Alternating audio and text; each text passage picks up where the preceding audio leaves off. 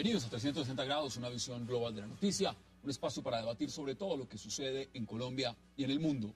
Empezaremos hoy 360 hablando de un caso que ha conmocionado a Colombia y que tiene contra las cuerdas a varios miembros de la Policía Nacional. Hablamos de la muerte del joven grafitero Diego Felipe Becerra. El 19 de agosto de 2011, en extrañas circunstancias, Diego Felipe fue asesinado en un tiroteo realizado por patrulleros de la policía para detener, según ellos, a un sospechoso de un atraco. Ahora la justicia estudia cómo altos mandos de la Policía Metropolitana de Bogotá habrían intentado ocultar el crimen con pruebas falsas. ¿Qué ocurrió con el grafitero y por qué se ha intentado desviar esta investigación? Ese será nuestro primer tema de discusión esta noche. Y nuestro debate de esta noche también estará centrado en las afirmaciones realizadas por cabecillas de las FARC del bloque occidental negando las torturas a los uniformados que secuestran. Luego de que los dos policías y el soldado liberado recientemente denunciaran haber sido víctimas de torturas durante el cautiverio por parte de FARC, ellos, mediante un comunicado, rechazaron las acusaciones por ser ajeno a los principios revolucionarios. El Ejército y el Ministerio de Defensa insisten en que los secuestrados sí son torturados por parte de las FARC. ¿Torturan las FARC o no a los secuestrados? Tema de debate de esta noche aquí en 360 y no se vayan porque ya en segundos empezamos con nuestros invitados.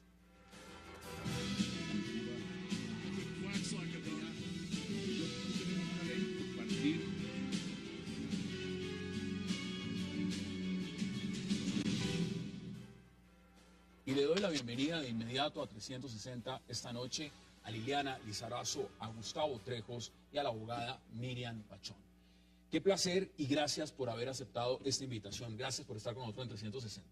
Gracias, Hassan. Por el contrario, muchas gracias por la invitación. Esto es un caso que, como lo narraba yo en el titular, es muy breve, pero ha sido un caso de toda la atención en Colombia, por la complejidad, por lo que significa y por lo demás. Me parece muy importante que ustedes, los padres, mirando en la perspectiva y la abogada que lleva el proceso, por supuesto, nos puedan contar exactamente qué es lo que está pasando en el caso del hijo que ustedes perdieron, de Diego Felipe Becerra, el grafitero. ¿Cómo ha sido el proceso, y se lo pregunto a usted como madre, el proceso de toda esta etapa investigativa y donde abiertamente ya se está conociendo que han manipulado las pruebas de manera brutal? ¿Cómo ha sido ese proceso? Bueno, desde el día que asesinaron a nuestro hijo Diego Felipe, hemos tenido toda la cantidad de, digamos, trabas que nos han querido poner, empezando desde la primera noche, que ellos empezaron a manipular la escena del crimen, manipular las llamadas al 123, conseguir un conductor de la buseta para decir que nuestro hijo era un delincuente. Que era un atracador. Que era un atracador, sí, esas fueron las palabras del general Patiño. Después tener que enfrentar y empezar a buscar fuerzas para escuchar todas las cosas malas que decían de mi hijo, todas las burlas que hacían, tanto comentarios en la prensa como en la radio, que uno escuchaba día a día, y tener que sacar uno la fortaleza para decir, no voy a llorar y voy a demostrar que soy fuerte y que yo puedo defender a mi hijo y que lo vamos a hacer y que vamos a lograr demostrar que todo lo que dijo la policía esa noche es mentira. Gustavo, importante porque lo que dice Liliana cuenta una parte fundamental, es decir, no solamente asesinaron a su hijo, sino que lo presentaron como una cosa que no es, como un atracador, como un delincuente. ¿En qué momento, y ya se lo voy a preguntar también a usted, doctora, empiezan ustedes a darse cuenta del montaje, de cómo empiezan a manipular las pruebas? A su hijo dijeron que se había volteado para dispararle al patrullero que le disparó y resulta que le dispararon fue por la espalda. Cuéntenos exactamente eso. Nosotros desde esa misma noche nos dimos cuenta de que algo raro estaba ocurriendo. Inicialmente pues nos dieron la noticia de que a Diego Felipe le había disparado a un policía, el desconcierto fue total. Cuando llegamos a la clínica nos reportaron que la policía no había querido hacer el reporte de ingreso del menor a la clínica, sino que lo tuvo que hacer un civil, el civil que lo llevó hasta la clínica. O sea, si no es por ese civil no hubiera recibido ayuda. Después yo estuve en la escena del crimen, habían 3 coroneles, 3 abogados, tres asesores jurídicos de la Metropolitana de Bogotá, habían unos 8 patrulleros, y en ese momento que yo estuve en la escena del crimen, no vi sangre. Yo estaba buscando sangre para saber dónde había caído él. Estuve en el lugar exacto donde había caído, no vi sangre por ningún lado, tampoco vi el arma. Después ya nos comunicó una gente de que ha aparecido un arma, que ha ocurrido algo muy raro, que ha aparecido un arma que no estaba en la escena del crimen. Y ya empezamos a ver que estaban manipulando la escena del crimen. ¿Le plantaron un arma? Plantaron una pistola, una calibre 22, una Sterling, que a propósito, pues después ya con el transcurso de investigaciones nos dimos cuenta que era una pistola defectuosa. Ya con el estudio de medicina legal pues logramos comprobar que en las manos de Diego Felipe solo existían rastros de pólvora, de pintura, perdón, rastros de pintura, no de pólvora, o sea que lo que la policía estaba diciendo era mentira. Adicional a eso, la pistola estaba defectuosa, era una pistola que para poderla operar tenía que ser un experto para poder ir corriendo y dispararle a alguien más. ¿A qué distancia le dispararon a su hijo? A Diego Felipe le dispararon a 1,30 m por la espalda. En total estaba en indefensión. Eso es más o menos a la distancia que estamos usted y yo. Más o menos a esa distancia. Por la espalda. Algo que nos llama mucho la atención es que el patrullero requisó a Diego Felipe, caminó más o menos de 10 a 15 metros con Diego Felipe. Luego Diego Felipe empezó a correr. La gran pregunta es, ¿qué hablaron el patrullero y Diego Felipe en ese momento? Antes de que le disparara, ellos caminaron juntos. Caminaron juntos y hablaron, los dos estuvieron hablando. Entonces es algo, una incógnita que pues no sé si algún día la sabremos y es algo que siempre hemos tenido la duda. Doctora Pachón, ¿cuántas personas en este momento se encuentran en proceso penal por este caso? En este momento, por el fraude, o sea, por el homicidio, tenemos a el señor Alarcón en forma directa. Tenemos al teniente Rosenberg Madrid, tenemos al abogado Héctor Hernando Ruiz, tenemos al subintendente Juan Carlos Leal Barrero, tenemos al patrullero Nelson Rodríguez y tenemos al conductor de la buseta, el señor Navarrete. Y las próximas semanas, o sea, exactamente creo que dentro de 8 días estaremos en la audiencia de imputación, donde también se les imputará los cargos de fraude procesal al señor Alarcón y el de fraude procesal al señor Navarrete. Todos estos que son las primeras personas que llegan al lugar de los hechos. Pero, pues ahí no terminaron las cosas. Ya tenemos también vinculado en una investigación bastante seria por su fuero que tiene constitucional, el general Patiño ya está siendo investigado por estos mismos hechos, además que el delito se comete el delito de un disparo por la espalda. O sea, ¿cómo pretendían que un disparo por la espalda pues hubiese existido un cruce de disparo, lo cual es totalmente absurdo? Empezando que plantaron el arma según se ha comprobado y hasta la misma Eso por un lado, o sea, empieza con la plantación del arma, ¿sí?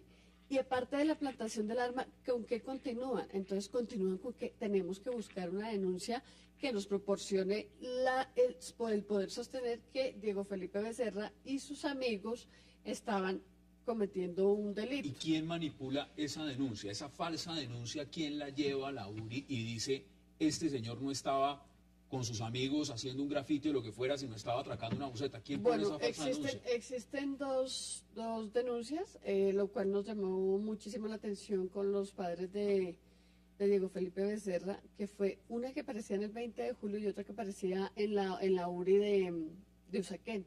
Entonces las dos no coincidían. Al no coincidir esta situación, inmediatamente pues nosotros vamos poco a poco colocando en conocimiento cada uno de estos pasos y nos damos cuenta que es que lo que yo voy a pronunciar ahorita, yo quiero que quede muy claro que no son palabras mías, sino que fueron pronunciadas en la audiencia de imputación y medida de aseguramiento de los 5 policías, aparte de Navarrete y Alarcón, o sea, que viene a ser los el patrullero Wilmar Alarcón, para quienes no lo conocen, fue quien disparó el arma. Él es quien disparó el arma, pero viene la imputación para estos 3 policías y 2 civiles que son el teniente Rosenberg Madrid, el subintendente Juan Carlos Leal, el patrullero Rodríguez, el abogado Héctor Hernando Ruiz y el señor conductor de la buseta.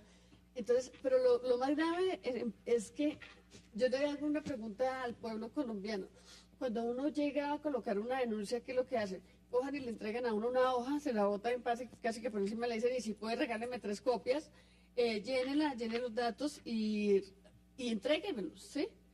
Pero resulta que el señor conductor de la buseta cuenta con un gran apoyo y con una gran ayuda que es la del general Patiño. Cuando ustedes dicen el general Patiño, aquí estamos hablando de generales, de coroneles, de altos oficiales. Si uno lo ve en la cadena hacia arriba y en lo que se está demostrando de este proceso, ¿cuántas personas pueden terminar estando involucradas en este encubrimiento? Y se lo pregunto a usted como padre, que por supuesto como padre tiene que estar muy pendiente de las investigaciones. Dentro de la investigación en este momento tenemos 25 uniformados. De esos 25 uniformados, 8 son altos oficiales. Hay 2 generales, 4 coroneles, 2 mayores. Adicional a esto hay unos tenientes y el resto uniformados. Adicional a esto hay 7 civiles, de los cuales están 3 abogados y otros civiles que estuvieron presentes en la escena del crimen, que están dentro de la investigación. Pero en la medida en que la investigación se ha ido desarrollando, nos hemos dado cuenta que fue una acción conjunta de la Policía Nacional. O sea, la prensa, los delegados, los que manejan la prensa de la Policía Nacional también mandaron pruebas falsas a la prensa, acompañaron al conductor de la buseta, escoltado por la DIJÍN por los diferentes medios, para que él dijera las mentiras que dijo. Lo más grave de esto es que el conductor de la buseta aseguró que Diego Felipe le había apuntado con un arma que lo había atracado, pero resulta que el atraco de la buseta no se dio el 19 de agosto, el viernes, sino que se dio el jueves 18 de agosto. El día 19 de agosto la buseta tenía pico y placa, no se movilizó, estuvo todo el día parqueada. El día anterior la buseta fue vendida a otra persona y a las 9 de la mañana el conductor de esa buseta, el señor Jorge Narváez, fue despedido. O sea, en ningún momento manejó esa buseta se movió. Una de las preguntas que más se podría hacer cualquier persona es, ¿por qué un caso como este, de un patrullero, termina llegando a un escalafón tan alto, donde se involucran generales, coroneles y toda una cadena subsiguiente para encubrir este caso tan particular? ¿Por qué lo hacen en su opinión, Bueno, doctora Pachón? En este momento yo tengo que nombrar a mi abogado suplente, que es el doctor José Luis Mozo Sánchez, quien realmente estuvimos, o sea, porque cuando a mí me llaman y me dicen que la policía, porque yo fui una persona que trabajé en la Policía Nacional, me llaman y me dicen que la policía va a hacer una adulteración de la escena del crimen con un menor, yo la verdad me niego a creer en primera instancia. Y entonces empezamos con José Luis, empezamos a mirar y a lucubrar, y la verdad la brillantez y la inteligencia de José Luis yo creo que va a terminar siendo cierta, y es que si recordamos el 19 de agosto de 2011 es la noche anterior a la finalización del Mundial. Entonces, ¿qué pasa? Yo pienso que ni al general Naranjo, ni a los generales, ni a los coroneles, ni a ninguna persona de la institución le caía bien que esa noche, porque es que el otro día dice, no hubo ningún delito, felicitaciones a Bogotá, estuvimos en la noche donde podían estar las personas hasta altas horas de la noche en las calles y participando de diferentes eventos.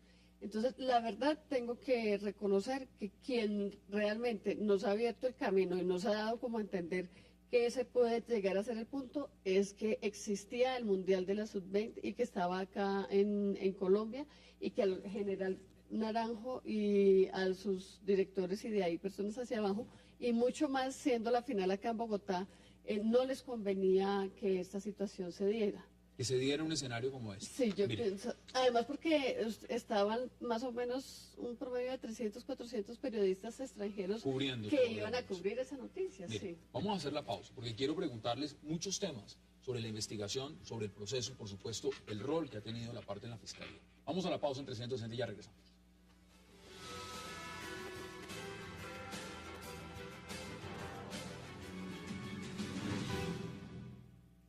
Grafitis como este eran los que pintaba Diego Felipe Becerra, el joven grafitero asesinado el pasado 19 de agosto del 2011 en extrañas circunstancias por un patrullero de la policía. En 360 grados quisimos reconstruir su historia.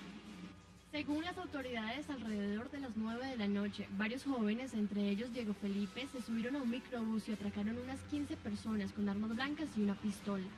Por otro lado, la versión entregada por los familiares y los amigos de Diego Felipe afirman que él y sus amigos empezaron a caminar por la avenida Boyacá pintando un par de grafitis y hacia las 10 de la noche llegaron al puente de la calle 116.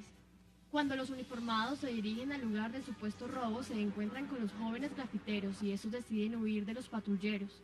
En medio de la persecución se escucha un disparo y Diego Felipe cae al suelo.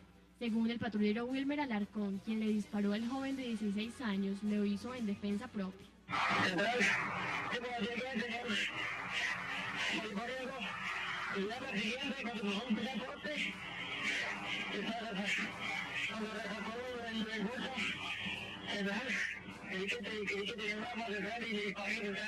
Minutos más tarde, un oficial de la policía se comunica con la central de radio y este cambia la versión ya obtenida anteriormente.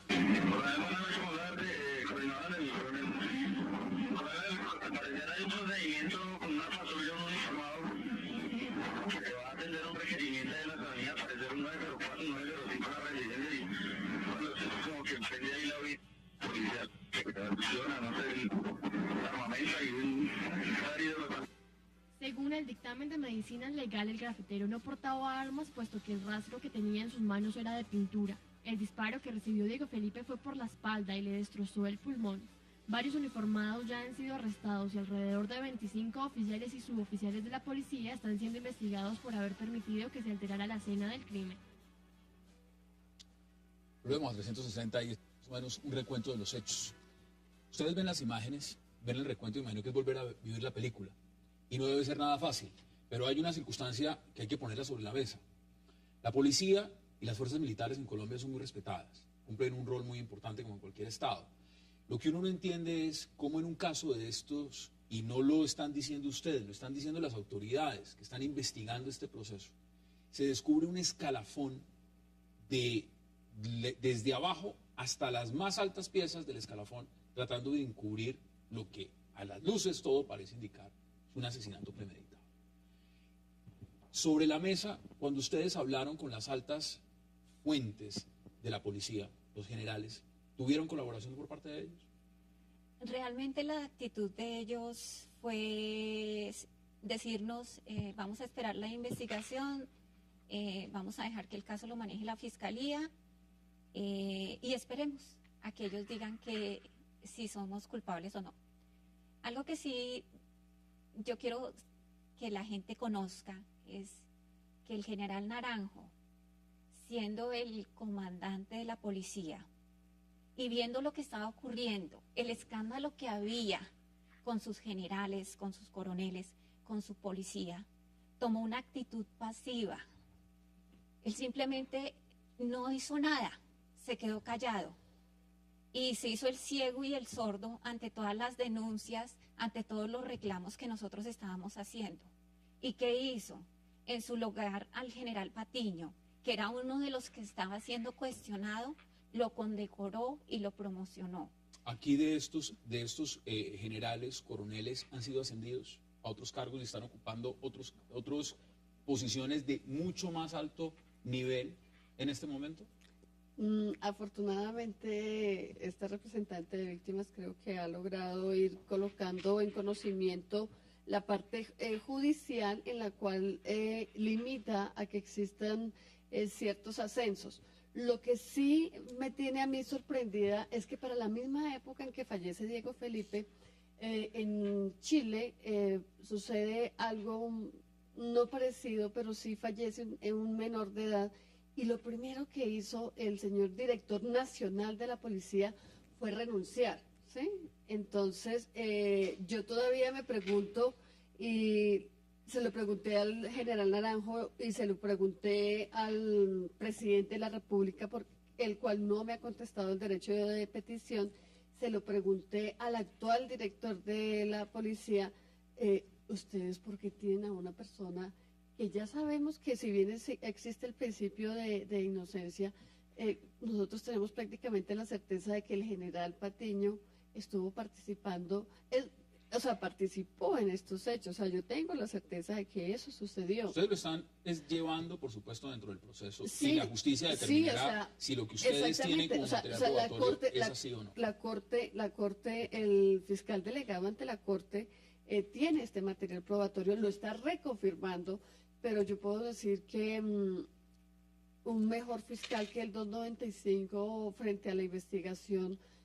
Afortunadamente no hemos podido tener porque es un hombre que primero que todo batallador, mira tanto lo favorable como lo desfavorable. Usted habla del tema de la fiscalía, mucho se ha hablado de si la fiscalía o no, por el tema de cartel de testigos y todo, son capaces de llevar investigaciones adelante y prosperadas y dentro del marco de la legalidad. Se ha puesto eso en un manto de duda, caso Colmenares y demás. Pero acá hay un tema de fondo, estos no son civiles, aquí estamos hablando de la fuerza pública, estamos hablando de la policía. Que es mucho Entonces, más grave. que da mucho más gravedad. Yo le hago una pregunta a Gustavo, porque cuando uno ve este caso, no quisiera que se repitieran nunca. La pregunta es, de lo que ustedes han adelantado, ¿cuántos casos similares al de su hijo se han dado? Es impresionante y es triste. Desde la muerte de Diego Felipe a la fecha, más o menos 14, 15 homicidios de menores de edad, de jóvenes, todos en estado de indefensión por parte de agentes de la Policía Nacional, de patrulleros, de subintendentes, de ¿Y cómo han llegado oficiales, ustedes a esas conclusiones? a través de la prensa. Yo le he hecho un seguimiento muy detallado a los casos que han ocurrido, en qué condiciones han muerto. Por ejemplo, 3 ejemplos muy claros. El joven que fue quemado acá en Suba, un menor de edad de 15 años que fue quemado por 2 agentes de la policía. El caso de la buitrera en Cali, que un joven por defender a su hermano, que un policía, de por sí es grave que un policía le pegue a un menor de 12 años, el hermano lo va a defender y llega otro policía y le pega un tiro por la espalda en la cabeza. Es algo que es inconcebible. Otro caso, un caso que ocurrió en Kennedy, que a un menor de edad, supuestamente corrió, le pegó, un agente de la DIJÍN le pegó un tiro y cuando estaba en el suelo le pegó 3 impactos más. Entonces, lo que esto demuestra es que la Policía Nacional, los procesos de selección de la Policía Nacional son malos. En este momento dentro de la Policía Nacional hay una cantidad de delincuentes, porque es que toca llamarlos por su nombre, son delincuentes, porque una persona que asesina a otro y coge y lo encubre es un delincuente. Lo más grave del caso de su hijo es el encubrimiento. Es el encubrimiento. La manera tan vil como se está demostrando probatoriamente, porque esto no lo dicen solamente ustedes, viene por parte de la Fiscalía, de la Procuraduría, que están diciendo que se plantó un arma, que hay un encubrimiento de varios funcionarios en todo el proceso. O sea, esto no se lo están inventando ustedes sencillamente porque son los padres de la víctima. Es delicado desde el punto de vista que es la solidaridad de cuerpo de la Policía Metropolitana y de la Policía Nacional en general. En noviembre del año pasado, el general Edgar Orlando Vale anunció por CMI que iba a hacer ordenaba una investigación disciplinaria contra todos los uniformados que intervinieron en el operativo donde murió Diego Felipe. Llevamos 1 año, 14 meses, y es la hora que no han mostrado el primer resultado. Yo le pido a la Policía Nacional que muestre los resultados de esa investigación disciplinaria. ¿Ustedes en este momento han recibido amenazas? Se lo pregunto a usted, Liliana. Nosotros, cuando se hizo la imputación de cargos contra el patrullero, recibimos a través de las páginas de Facebook una publicación que hizo un agente del SMAT, en la que decía o criticaba las noticias y se burlaba, digamos, de lo que le ha sucedido a Diego Felipe. Y aparte de eso, en su momento yo perdoné al patrullero. Entonces lo que hizo fue decir, no, es que yo le estaba pidiendo perdón al patrullero. Y lo que trató de hacer toda la noticia un sarcasmo. Y aparte de eso, dijo que los padres y la familia de Diego Felipe iban a pagar con sangre lo que le estaban haciendo a la institución e invitó a todos los miembros de la policía para que tomaran represalias contra nosotros. Es claro, y eso hay que decirlo, porque estos son casos donde uno no puede vincular a una organización tan grande como la Policía Nacional, que cumple un rol tan importante en el país, pero lo que sí pone el dedo es señalando que hay irregularidades, y muy graves, muy graves. Demasiado. Desde un escalafón que no simplemente está en el patrullero que está en la calle, sino que puede llegar a las más altas esferas. Yo le pregunto, doctora. A mí me gustaría complementar algo que dijo Liliana. O sea, mire, el día que capturaban, o sea, primero que todo démonos cuenta que es esta representante de víctimas la que tiene que empezar a luchar contra la fiscalía, o sea, y respaldando a la familia, ¿sí? Primer golpe que le dan a la familia, porque los abogados pues estamos preparados para este tipo de situaciones, es pasarlo a la justicia penal militar. En la justicia penal militar no pasa absolutamente nada, sino es pues prácticamente que una puesta en escena de una estafa, de un circo que montan ahí. Logro que por primera vez se pase un proceso sin ir a la ONU, el proceso pasa de la justicia penal militar a la justicia ordinaria. Eso fue un gran logro para nosotros. Luego, tan pronto logramos eso, ¿qué pasa? Esperábamos la imputación y la medida de aseguramiento en forma inmediata. No.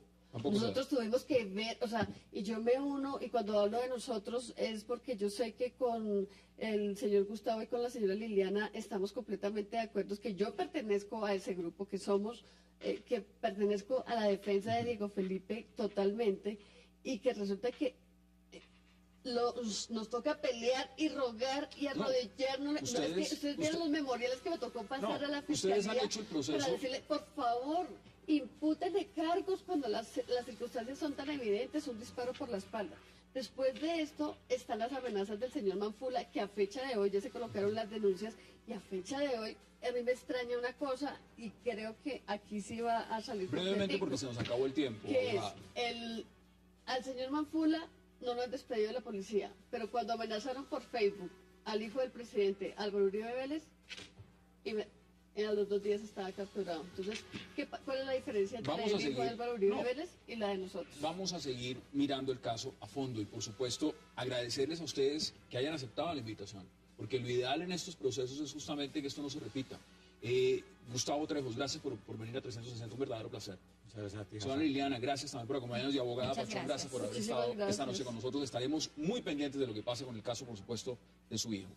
Vamos a la pausa y al regreso entraremos a debatir sobre unas declaraciones que, por supuesto, han generado no solo controversia, sino estupor en Colombia, y tienen que ver con las declaraciones de las FARC cuando dicen que ellos no torturan a los secuestrados. Ya volvemos.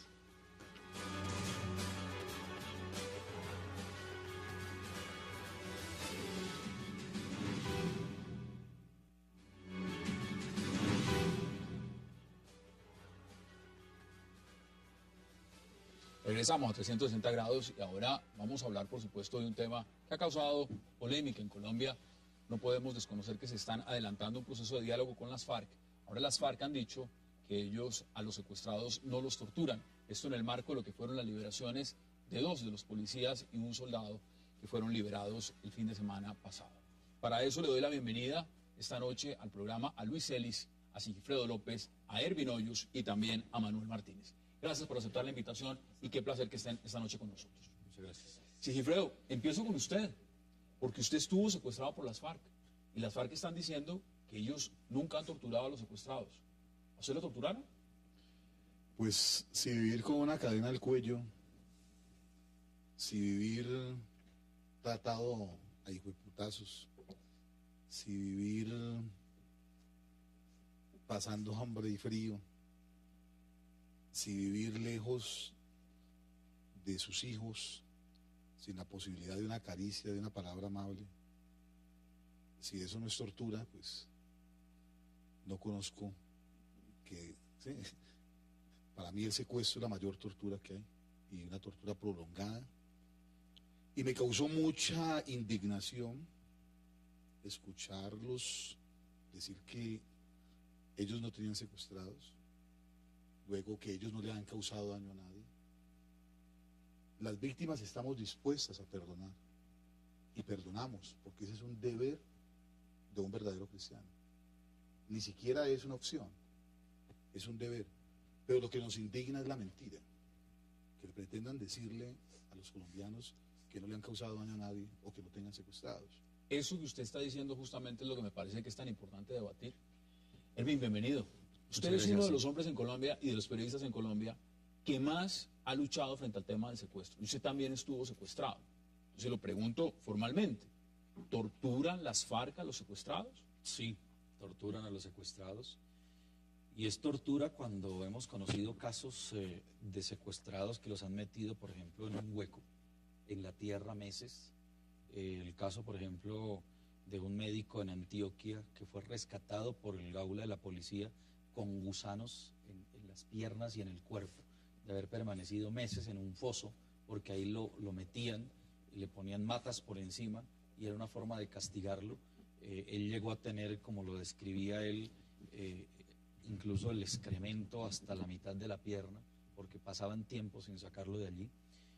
Torturar, dígame si no es esto, cuando en la zona de distensión, en los campamentos de la zona de distensión, a los policías, a los militares que estaban secuestrados allí, les ponían en ocasiones la comida en platones donde echaban los excrementos.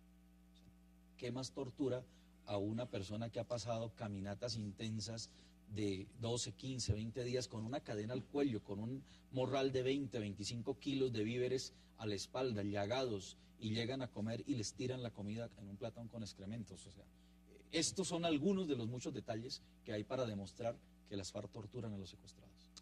Manuel, bienvenido. Gracias, buenas noches. Usted estuvo secuestrado por las FARC. ¿Cuánto tiempo? Sí, señor, yo estuve alrededor de 19 meses ¿Era patrullero? patrullero de la Policía Nacional. Y cuénteme exactamente, ¿a usted qué le hicieron? Mira, el día 9 de diciembre de 1999, cuando me encontraba trabajando en la estación de policía de Curillo, Caquetá, fuimos objeto de una toma guerrillera. En el momento de la toma guerrillera, la guerrilla, después de un tiempo ver que nosotros nos rendíamos, comenzaron a rociarnos con gasolina. Después del combate. Usted no, No, se durante el combate. Sí, pero ellos al ver que nosotros no nos rendíamos tan fácil como ellos esperaban, nos comenzaron a rociar con gasolina, a sacarnos con candela, con gasolina. Nada, nosotros resistimos ahí. Y a lo último hicieron explotar varios cilindros a control para que se defondara el segundo piso, se llenara abajo, que es donde estábamos ya. Y ahí fue también. Producto de eso fue son la sus explosión, quemaduras. fue mis quemaduras. Y en esas condiciones, como usted estaba, lleno en gasolina, sangrando, después de un incendio, lo llevan así secuestrado. Sí, por la orden de un comandante. ¿Cuánto tiempo dura? Mira, mi convalecencia duró aproximadamente de 5 a 6 meses, que no podía hacer nada, no podía mover los brazos, no podía hacer nada ni comer. Todo lo hacían mis compañeros por mí. ¿Qué siente usted? Imagínese, Hassan, perdone, el tener que pasar por ese acto de cederle hasta el aseo personal y sus necesidades en manos de un compañero. O sea, para él ir al baño tenía que sacárselo un compañero y hacerlo, porque tenía sus manos derretidas, quemadas. ¿Qué siente usted cuando escucha esas declaraciones diciendo miembros de las FARC, comunicados de las FARC, a veces de las FARC, donde dicen que ellos a los secuestrados no los torturan?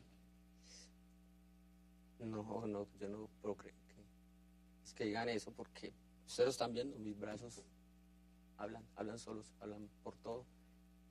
Luis, bienvenido. Buenas noches. Uno de los temas más importantes es, y sabiendo, porque venir en estos momentos a hablar en contra del proceso no tendría sentido. Lo importante es encontrar personas que, como usted, digan, creemos en el proceso, creemos en el diálogo con las FARC. Entonces, ¿qué mejor que preguntarle a alguien como usted, que cree en el proceso a diferencia de otros colombianos que no creen en el proceso? ¿Cómo se explica que las FARC, en medio del diálogo, salgan con estas declaraciones? ¿O eso qué tanto daño, además, le hace al proceso de diálogo con las FARC? Bueno, no, yo tengo sobre este punto dos consideraciones.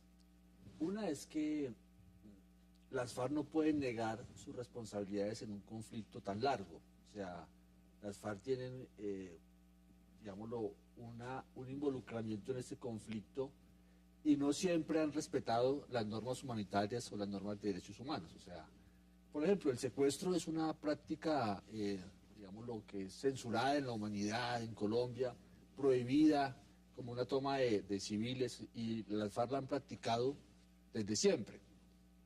Y así podemos hacer una enumeración de, digámoslo, de actos bárbaros, crueles, inhumanos en los que ha incurrido las FARC. Dentro de eso es el tema del secuestro. Me parece que pues, el secuestro es un acto inhumano, bárbaro, repudiable. Pero mi segunda consideración es que aquí el único actor del conflicto no es las FARC. Entonces, lo que narra el señor Ervin Hoyos, de que la gente vive en condiciones inhumanas, no se puede asear, no puede comer, no puede recibir asistencia médica, pues eso es lo que viven hoy miles de presos en las cárceles colombianas. O sea, ese relato que se hace aquí, así como se vive en las FARC, se está viviendo en las cárceles colombianas con todos los presos. Si usted va a la penitenciaría de Valledupar, hoy en día, en la penitenciaría de Valledupar, los presos el año pasado duraron durante meses sin el servicio de agua en Valledupar. Entonces, lo que yo quisiera aquí mostrar es que sí las FARC tienen responsabilidades y sí las FARC se comportan de manera cruel e inhumana, pero también los otros actores del conflicto se han comportado de manera cruel e inhumana. Y eso es lo que tenemos que acabar, ¿cierto? mediante un esfuerzo de convivencia que pasa, no es el único paso, pero es un paso importante en cerrar ese conflicto armado. ¿Qué dicen ustedes al respecto? Bueno, es absolutamente cierto, los paramilitares torturaban, con motosierra descuartizaban a sus víctimas. Las FARC han practicado el secuestro y la tortura. Han fusilado Han secuestrados. fusilado, secuestrados, han abusado de la dignidad humana. La guerra es una locura, es algo demencial. Sin duda alguna hay un problema sanitario en las cárceles de Colombia espantoso. No hay condiciones dignas hoy para que un preso viva como un ser humano. Están hacinados. Pero eso no explica ni justifica esas prácticas. Esas prácticas son reprochables en los actores armados y una deficiencia del Estado colombiano y del sistema carcelario colombiano no puede ser considerada una tortura o una forma adrede de torturar. Pasa es que las Tenemos FARC un problema de infraestructura carcelaria enorme, No, pero las eso no FARC significa que eso sea una práctica sistemática del Estado colombiano para torturar a los privados de la libertad. Además, No habría que, podemos asimilar yo les esas dos pregunto a cosas ustedes, porque habría que son agregarlo completamente que son distintas. Una cosa es el secuestro y otra cosa es el que está pagando una pena en una cárcel. Ahora, veamos aparte del comunicado de las FARC, porque me parece importante que la audiencia también vea de qué estamos hablando exactamente y cómo fue el comunicado. Jamás hemos aplicado tortura a los prisioneros de guerra. Como bien pueden dar fe los numerosos policías y soldados liberados en diversos gestos unilaterales de paz de nuestra organización. Ervin, ahí está el comunicado. Pues aquí está un policía de esos que ellos han liberado y que es el testimonio que contradice ese comunicado que, como yo siempre digo, esto no son más que acciones cínicas de las FARC que las vienen cometiendo siempre, y difiero mucho de venir aquí a justificar el hacinamiento carcelario, que es una cuestión de Estado, es una cuestión de recursos, es una cuestión de administración pública, en donde hay unos entes de control, en donde hay una procuraduría, en donde hay todas las instituciones del Estado velando porque a los presos de cualquier condición se les respeten sus derechos, pero este país se desbordó en la condición carcelaria. Esa no es la justificación para venir aquí a decir que entonces los secuestrados tienen que sufrir lo que están sufriendo, porque es que unos están al margen de la ley y son considerados terroristas y el otro es un Estado con deficiencias en la administración que no ha podido superar. Entonces no podemos considerar que uno que está en la ilegalidad sobre los límites del terrorismo está considerado en igualdad de condiciones con un Estado legítimamente constituido. Tengo que hacer la pausa y ya regresamos para que sigamos debatiendo en 360 este tema, por supuesto, y estas declaraciones que dieron las FARC el día de hoy. Ya volvemos.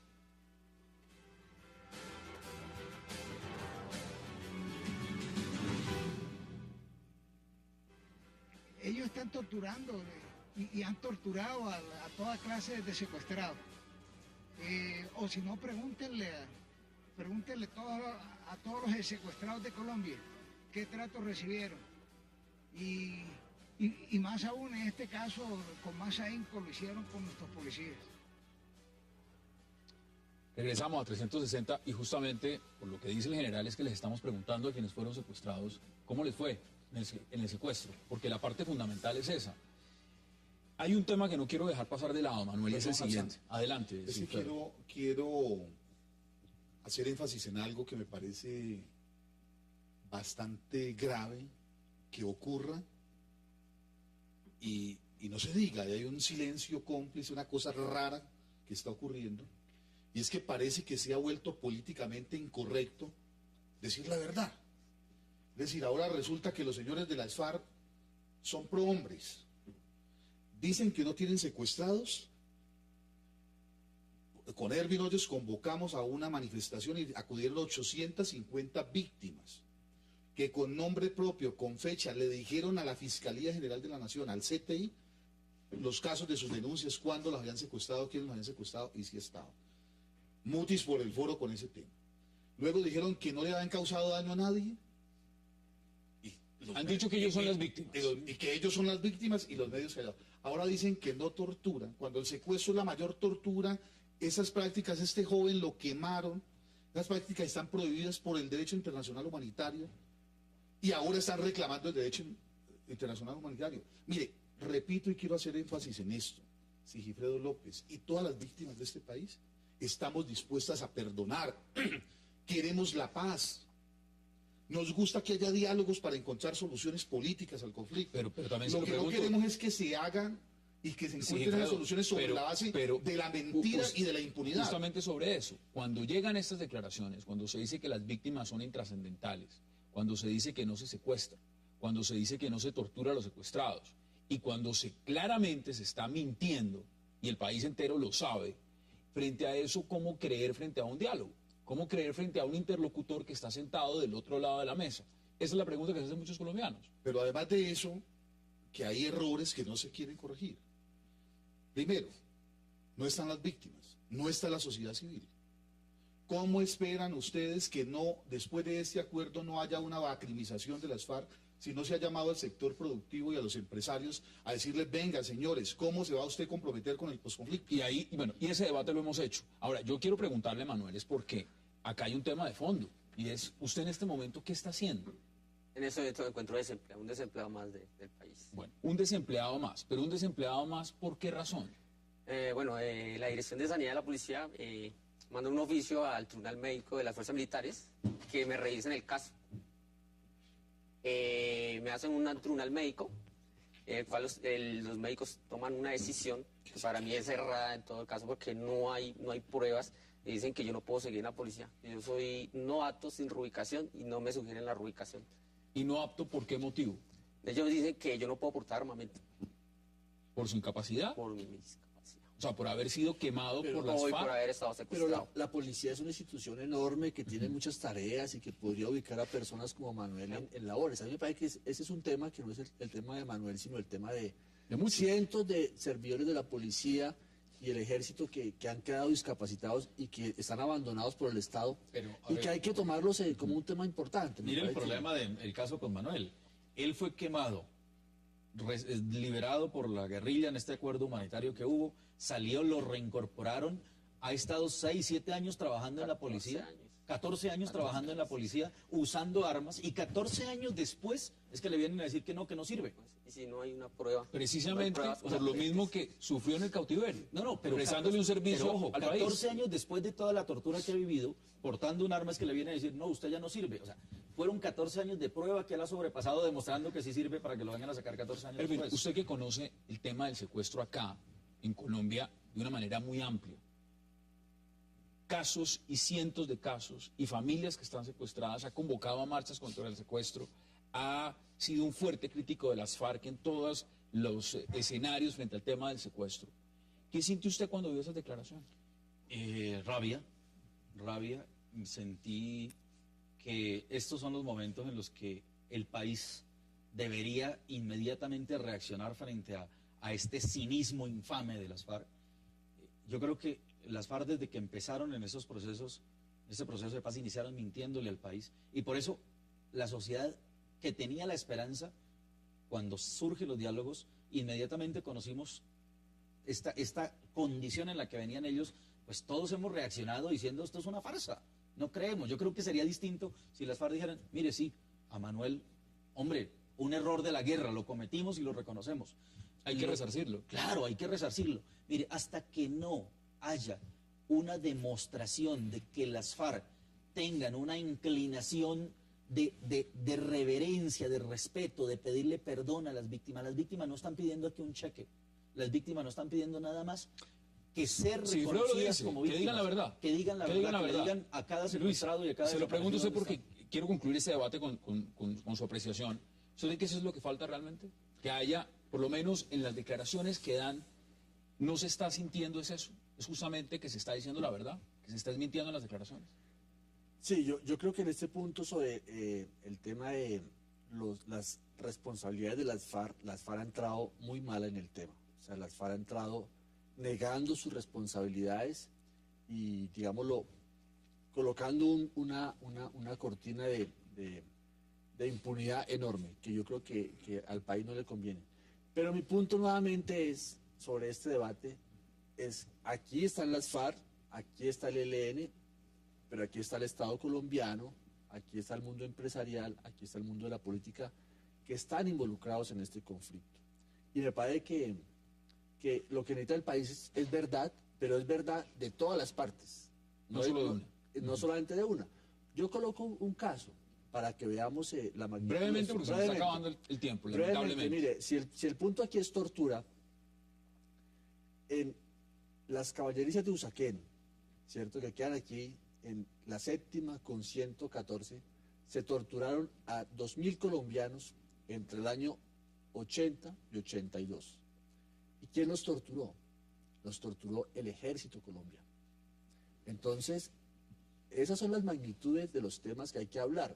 Y yo creo que las FARC tienen que colocar la cara al país y la tienen que colocar todos los actores del conflicto. Ahí están esas posiciones. Luis Celis, como siempre, gracias por toda la invitación.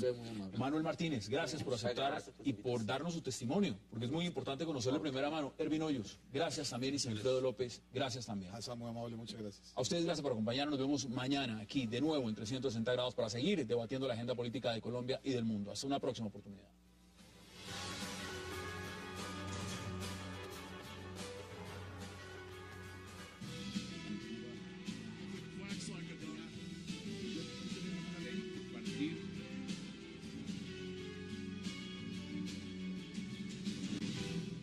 Era un delincuente. Que era un atracador. Que era un atracador, sí, esas fueron las palabras del general Patiño. Después tener que enfrentar y empezar a buscar fuerzas para escuchar todas las cosas malas que decían de mi hijo, todas las burlas que hacían, tanto comentarios en la prensa como en la radio, que uno escuchaba día a día, y tener que sacar uno la fortaleza para decir, no voy a llorar y voy a demostrar que soy fuerte y que yo puedo defender a mi hijo y que lo vamos a hacer y que vamos a lograr demostrar que todo lo que dijo la policía esa noche es mentira. Gustavo, importante porque lo que dice Liliana cuenta una parte fundamental, es decir, no solamente asesinaron a su hijo, sino que lo presentaron como una cosa que no es, como un atracador, como un delincuente. ¿En qué momento, y ya se lo voy a preguntar también a usted, doctora, empiezan ustedes a darse cuenta del montaje, de cómo empiezan a manipular las pruebas? A su hijo dijeron que se había volteado para dispararle al patrullero que le disparó y resulta que le dispararon fue por la espalda. Cuéntenos exactamente eso. Nosotros desde esa misma noche nos dimos cuenta de que algo raro estaba ocurriendo. Inicialmente pues nos dieron la noticia de que a Diego Felipe le había disparado a un policía, el desconcierto fue total. Cuando llegamos a la clínica nos reportaron que la policía no había querido hacer el reporte de ingreso del menor a la clínica, sino que lo tuvo que hacer un civil, el civil que lo llevó hasta la clínica. O sea, si no es por ese civil no hubiera recibido ayuda. Después yo estuve en la escena del crimen, habían 3 coroneles, 3 abogados, 3 asesores jurídicos de la Metropolitana de Bogotá, habían unos 8 patrulleros, y en ese momento que yo estuve en la escena del crimen, no vi sangre, yo estaba buscando sangre para saber dónde había caído él, estuve en el lugar exacto donde había caído, no vi sangre por ningún lado, tampoco vi el arma. Después ya nos comunicó una gente de que ha aparecido un arma, que ha ocurrido algo muy raro, que ha aparecido un arma que no estaba en la escena del crimen, y ya empezamos a ver que... Es muy breve, pero ha sido un caso de toda la atención en Colombia, por la complejidad, por lo que significa y por lo demás. Me parece muy importante que ustedes, los padres, mirando en la perspectiva y la abogada que lleva el proceso, por supuesto, nos puedan contar exactamente qué es lo que está pasando en el caso del hijo que ustedes perdieron, de Diego Felipe Becerra, el grafitero. ¿Cómo ha sido el proceso, y se lo pregunto a usted como madre, el proceso de toda esta etapa investigativa y donde abiertamente ya se está conociendo que han manipulado las pruebas de manera brutal? ¿Cómo ha sido ese proceso? Bueno, desde el día que asesinaron a nuestro hijo Diego Felipe, hemos tenido toda la cantidad de, digamos, trabas que nos han querido poner, empezando desde la primera noche, que ellos empezaron a manipular la escena del crimen, manipular las llamadas al 123, conseguir un conductor de la buseta para decir que nuestro hijo... Las torturas a los uniformados que secuestran. Luego de que los 2 policías y el soldado liberado recientemente denunciaran haber sido víctimas de torturas durante el cautiverio por parte de FARC, Ellos, mediante un comunicado, rechazaron las acusaciones por ser ajeno a los principios revolucionarios. El Ejército y el Ministerio de Defensa insiste en que los secuestrados sí son torturados por parte de las FARC. ¿Torturan las FARC o no a los secuestrados? Tema de debate de esta noche aquí en 360, y no se vayan porque ya en segundos empezamos con esos invitados.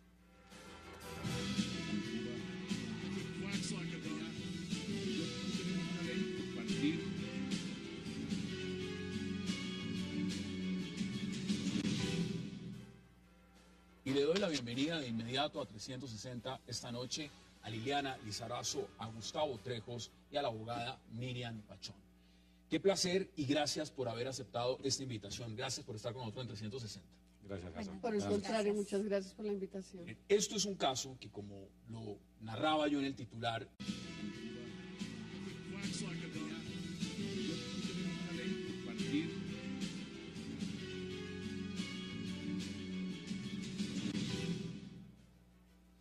bienvenidos a 360 grados, una visión global de la noticia, un espacio para debatir sobre todo lo que sucede en Colombia y en el mundo.